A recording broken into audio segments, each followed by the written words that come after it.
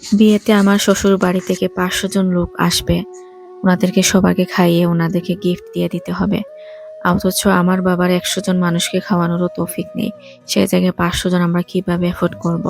আমার শ্বশুর আবদার করে বসলেন, যদি শর্তে রাজি থাকেন তাহলে উনারা বিয়েতে আসবেন, না হলে উনারা আসবেন না।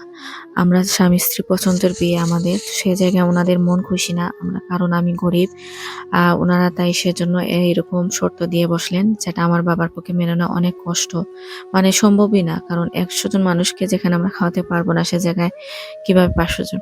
তো আমার বাবা অনেক কিছু কথা বলিয়ে, মানে অনেক রিকোয়েস্ট করার পরে ১০০ জনের কাছে নিয়ে নামিয়ে আনেন যে, আমি কোনোমতে ১০০ জনকে ব্যবস্থা করতে পারি, চেষ্টা করব, কিন্তু এর বেশি আমি পারব না। আসসালামু আলাইকুম। আজকে আমি আপনাদের সাথে একটি স্টোরি শেয়ার করতেছি।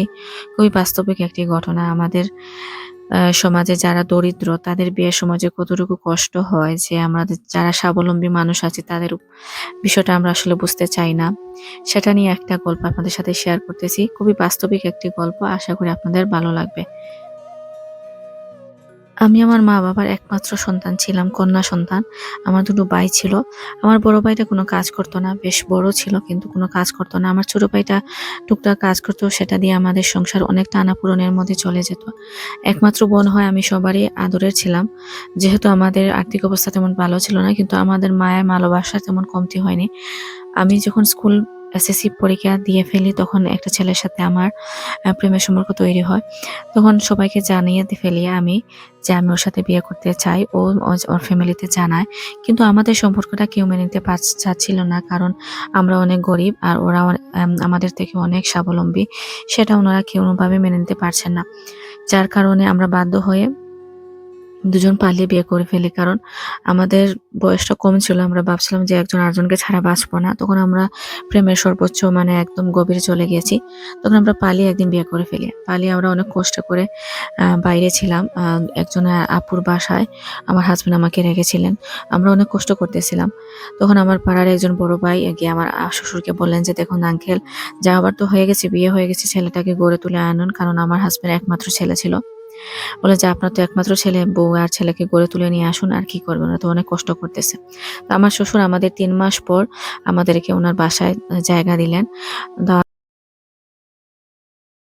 আমি তো শ্বশুরবাড়িতে এসেছি, কিন্তু আমার যে কতটুকু অত্যাচারিত আমি হতে লাগলাম তা আপনাদের বলে আমি বোঝাতে পারব না। হাঁটতে বইতে আমাকে শুধু শুনতে হয় যে, গরিবের মেয়ে, তোমার হাসব্যান্ড কিছু করে না। একটা কাপড়ও নিয়ে আসোনি।" এরকম নানান ধরনের কথা। ওইদিকে আমার ফ্যামিলি আমার সাথে কথা বলে না। উনারা আমার বিয়েটা মেনে নেননি। আমার সাথে যোগাযোগ টোটালি বন্ধ করে দিয়েছেন। আজ প্রায় ৬ মাস হয়ে যায় আমি শ্বশুরবাড়িতে অত্যাচারিত হতে হয়ে লাগলাম। কিন্তু আমার ফ্যামিলির সাথে আমি কথা বলতে পারি না। অনেক ছটফট করতেছি। সাহস করে একদিন ৭ মাস পর আমার ফ্যামিলির সাথে আমি কনট্যাক্ট করলাম। আমার আম্মু আমার সাথে কথা বললেন। অনেক ভালো লাগছিল, যেহেতু আমি বলিনি যে আমার মাকে আমার সাথে এখানে কি হচ্ছে। আমি বলেছি, "সবকিছু ঠিক আছে আম্মু। আমি সুখী আছি।" কিন্তু কি বলবো? বিয়ের পর আমার হাসব্যান্ড অনেক পরিবর্তন হয়ে গেলেন। আমি যেমন মনে করেছিলাম উনি তেমন না। উনি আমার প্রতি একদমই বেখেয়ালি। আজ পর্যন্ত একটা জিনিসও আমাকে কিনে দেননি, কাজও করেন না। শাশুড়ি আমাকে অনেক শুনান যে খাবার-দাবার সবকিছু আমাদের উপরে, আমার হাসব্যান্ড তো কিছু করে না। কিন্তু সেটা কি আমার দোষ? উনার ছেলেকে উনারা কাজ শেখাননি, সেটা উনাদের দায়িত্ব। আমি তো নতুন এসেছি। আমি কি জানতাম উনার ছেলে এরকম হবে? জানলে তো আমি আসতাম না। আমি পালিয়ে বিয়ে করে এসেছি সবাইকে ছেড়ে। আমি কি পেলাম? কিছুই পেলাম না। শুধু কষ্ট আর অপমান, অত্যাচার ছাড়া আমি আর কিছুই পাইনি। এটাই হচ্ছে আমার বিয়ে করার গিফট আমার হাসব্যান্ড আমাকে দিয়েছেন। উনি শুধু আমার কাছে আসেন শুধু আমার শরীরটাকে বুক করার জন্য। তারপর উনি আর কোনো দিন দুনিয়ারই খবর নেন। সারাক্ষণ বাইরে থাকেন। বউয়ের সাথে যে কি হচ্ছে বাসায়, বউ যে সারাদিন কাজের মেয়ের মতো কাজ করতেছি, বা আমার কোনো একটা জিনিস প্রয়োজন কিনা, আমার মেন্টালি আমি ঠিক আছি কিনা, কোনো কিছুরই উনার আর আগের মতো নেই। আগে কত আমাকে ভালোবাসার কথা বলতেন যে, "আমি তোমাকে ছাড়া বাঁচবো না। তুমি আমার রানী, তুমি আমার এটা সেটা।" কিন্তু এগুলা সব কোথায় গেল আমি জানি না। আস্তে, আস্তে আমার ফ্যামিলি আমাকে মেনে নিলেন। উনারা আমার সাথে ফোনে কথা বলা শুরু করলেন। সেটা আমার শ্বশুর বুঝতে পারছিলেন যে উনাদের সাথে আমার সম্পর্ক ঠিক হয়ে যাচ্ছে। তখন উনি শয়তানি করা শুরু করলেন। আমার শ্বশুর আসলে অনেক খারাপ একজন মানুষ। উনি আবদার করলেন যে, "আচ্ছা ঠিক আছে, আপনারা আমার বাসায় আসতে পারবেন। এখনো তো মানে ফরমালি ওদের কোনো অনুষ্ঠান হয়নি। আপনি যদি আমাদেরকে ৫০০ জন মানুষকে খাওয়ান, আপনার মেয়েকে আমরা ওইখান থেকে তুলে নিয়ে আসবো। তাহলে আপনারা আসতে পারবেন। আমাদের মধ্যে আত্মীয় আত্মীয়তা সম্পর্ক আবারও তৈরি হতে পারে, আমি চিন্তা করে দেখতে পারি। কিন্তু আমার বাবাকে উনি প্রস্তাব দিলেন। আমার বাবা বলেন যে আমার পক্ষে এটা সম্ভব না, কারণ আপনি তো জানেন আমার অবস্থা। সত্যি কথা বলতে কি আমার বাবার পঞ্চাশ আমার বাবা বললেন যে এটা আমার পক্ষে সম্ভব না এতজন মানুষকে খাওয়ানোর। তখন উনি বললেন যে তাহলে আপনাদের মধ্যে আত্মীয়তা সম্পর্ক তৈরি হবে না। সত্যি কথা বলতে কি আমার বাবার ৫০ জন মানুষকে খাওয়ানোরও সামর্থ্য নেই। সে জায়গায় ৫০০ জন মানুষ আমার বাবা কিভাবে এফোর্ড করবেন? যাই হোক আমার বাবা অনেক হাত জোড়াজুড়ি করার পর আমার শ্বশুরকে অনেক বুঝিয়ে ১০০ জন মানুষকে নিয়ে আসেন। যে ১০০ জন মানুষ আপনারা আসবেন, আমি কোনো মতো চেষ্টা করে আপনাদেরকে খাইয়ে দেব। তারপর আমাদের অনেক কষ্ট করে আমার বাবা অনেক লোন নিয়েছেন, কর্জ করে আমাদের ১০০ জন মানুষকে খাইয়ে দিয়েছেন। আমাকে উনারা আবারও বাড়িতে নিয়ে আসলেন। এরপর থেকে আমার স্বামী আমার উপর অত্যাচার শুরু করলেন। আমাকে সারা অকারণে মারতেন।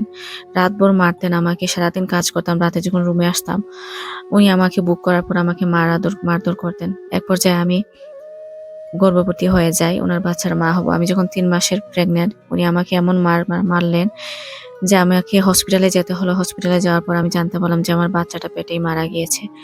এ কেমন বাবা? আমি ওকে ভালোবেসে বিয়ে করেছিলাম। সেই ভালোবাসার প্রতিদানও আমাকে এভাবে দিল। ওর সাথে বিয়ে হয়ে আমি কিছুই পাইনি। আমার মা-বাবার মনটাও আমি রাখতে পারিনি উনার কারণে। উনার জন্য আমি পালিয়ে বিয়ে এসেছি। যদিও আমি গরিব ঘরের মেয়ে, কিন্তু অনেক আদরের মেয়ে ছিলাম। কিন্তু আমি সেটাও উপেক্ষা করিনি উনার জন্য। কিন্তু সেই মানুষটা আমাকে অকারণেই মারতো। শুধুই মারধর করলো, আমার বাচ্চাটাকেও মেরে ফেললো। আমাকে আজ পর্যন্ত একটা জুতাও কিনে দেয়নি। মেয়েদের যে কত কিছু লাগে সেটা যে হাসব্যান্ড হিসাবে উনি কোনোদিনও আমার প্রতি খেয়াল রাখেনি। শ্বশুর-শাশুড়ির অত্যাচার দিন, দিন আরও বাড়তে লাগলো। উনারা আমাকে গালাগালি করতে লাগলো, ফকিন্নির মেয়ে, ফকিন্নির জাত, তোর এখানে বসেছিস, ফকিন্নির মেয়ে যা এটা কর। মানে উনারা আমাকে বউ বলে কোনোদিন সম্বোধন করেননি। ফকিন্নির মেয়ে যা, ১ কাপ চা বানিয়ে নিয়ে আয়, ফকিন্নির মেয়ে যা এটা কর।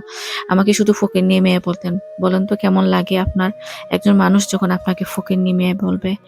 তো আমার এই দুঃখে ভরা জীবন আসলে আমি নিজেই নষ্ট করে ফেলেছি। এই হাসব্যান্ডের সংসার আমার ৩ বছর হয়ে গেছে। আমি ৩ বছরে শুধু অন্যায় অত্যাচার আর শারীরিক নির্যাতন ছাড়া আমি কিছুই পাইনি। শুধু ৩ বেলা ভাত খেয়েছি আমি এখানে, কিন্তু বিনিময়ে আমি ফকিন্নি হয়েছি। তো খুবই দুঃখজনক একটি স্টোরি। আসলে বোনটার জন্য দোয়া রইল বোন, আল্লাহ আপনাকে এই বিপদ থেকে উদ্ধার করুক।